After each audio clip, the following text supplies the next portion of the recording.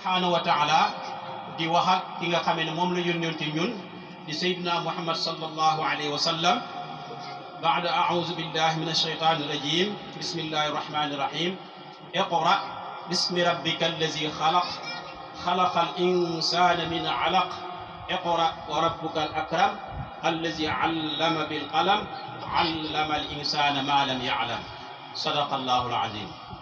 lii mooy li njëkk a wàcc ci alquranul karim. aay yooyu lan lay digle, lan lay digal ki nga xamante ni ci moom la alquran wàcc, digal ko xeetam bi yëpp lenn rek la, mooy jàngal yow muhammad, jàngal sa turu borom, sa borom mi nga xamante ne moo bind lépp, moo bind nit ci lu mu deret, waaye jàngal sa borom bu tedd bi nga xamante ne moo xamle dégg nga maam ngoog ci mbind ci xalima, dégg nga, waaye tamit mu xamal nit lu mu xamutoon, loolu firnde li buñ delloo ci suñu maam Adama alayhi salaam dañuy xam ne suñ borom moo xamal nit lu mu xamutoon. wa allama al aadama asmaa kullaha, wa allama aadama al asmaa kullaha, kon allama al insana ma lam ya'lam. allahu akbar.